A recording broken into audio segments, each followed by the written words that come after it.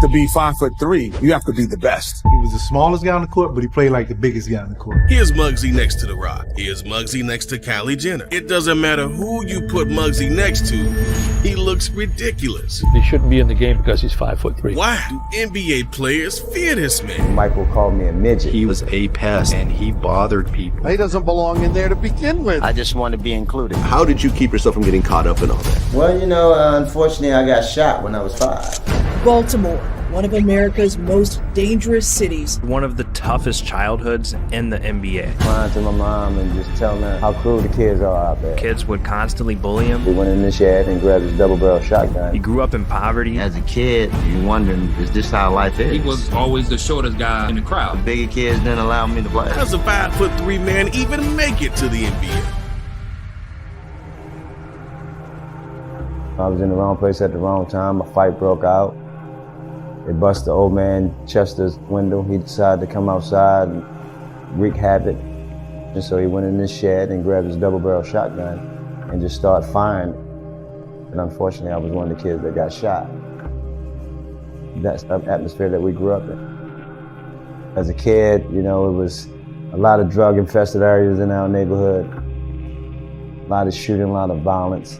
Being young, you wasn't so fully aware of everything that's going on. You just knew that things wasn't right. It was our life of growing up. I mean, no one thought they have a life expectancy past 20. I believe I grew up as hard as it get. I mean, as a kid, you're so young, you're trying to find a way, how to make it out. And you're wondering, is this how life is? When you're faced with those type of situations, your options, they're very limited, but they are options. And our option was sports. That's where that dream started to begin. I started playing it, started competing with the guys in the neighborhood. Of course, at the beginning, I couldn't get chosen. That was heartbreaking. I would just want to be just like everybody else, playing the game, and just want to be accepted like everybody else. I didn't really think about trying to be the best. I just want to be included. I created my own basketball game. Just got a bunch of my other friends and got the carton of a milk crate. We cut the bottom of it out, and we hung it on each end of the fence. It still got me a means of playing the game, but then all of a sudden, I started gaining a lot of respect in the neighborhood. That's where I start to become one of the guys, and they start letting me participate. When I was 12, Pops got put in prison. He got caught for armed robbery. It was devastating for the entire family because my mom, she only had 11th grade education. She had 4 kids to deal with. Seeing my mom had to go to night school and early on had to accept food stamps. It gave me a sense of focus. My junior and my senior year, you start hearing these comments about, that little kid, is he the ball boy or is he the manager? And all of a sudden they see me out there warming up with the team. There was a lot of laughter that went on in the stand. The NBA, that's the best in the world. No way is, any team will select him, or any team will think about taking him. It was just more of a novelty act. They invited me to a couple of the camps. All the NBA scouts, the coaches, they have an opportunity to come and watch you personally.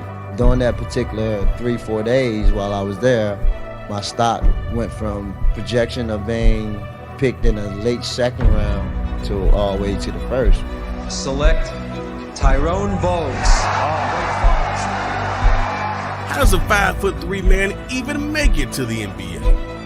He shouldn't be in the game because he's 5'3". How am I supposed to play a game with a guy this height?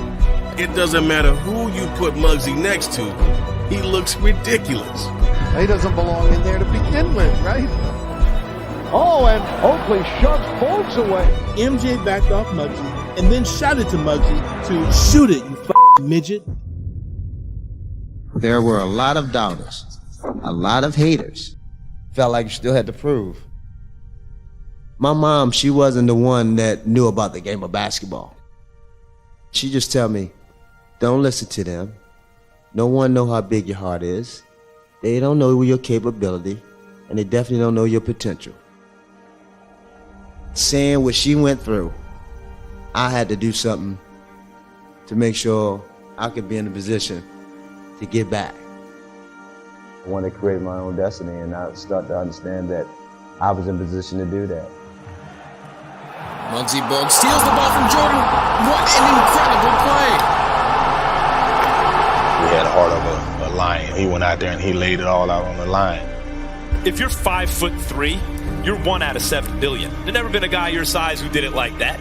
Did you ever think, like, pound for pound, I'm kind of the best athlete on earth?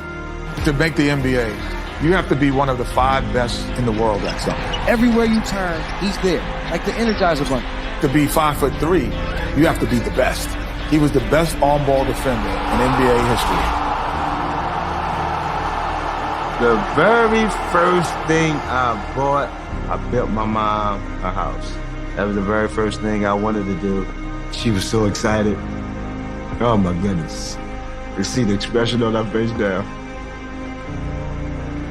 Saying what she went through made it more important that I had to do something positive for my life. She changed my mindset. That's what I drink. That's what I've been striving for. All the sacrifices that she had to make just to provide for her kids. For me to be in that situation, to be able to handle those keys, and words can't describe that. You know, that's mother. So, for me to be able to do that, it meant the world to me.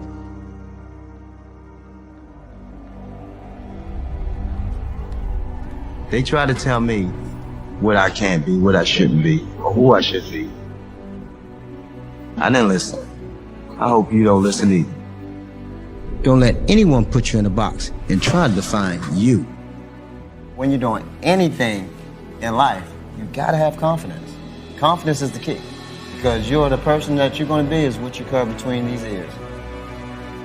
And it's an unbelievable feeling when you have that much confidence in yourself. Because no one can touch you then. No one can be an expert on your life. No one knows what you're capable of. Don't settle for what someone thinks that you should be doing. When you believe in yourself, no one can stop your dream. No one can stop your dream.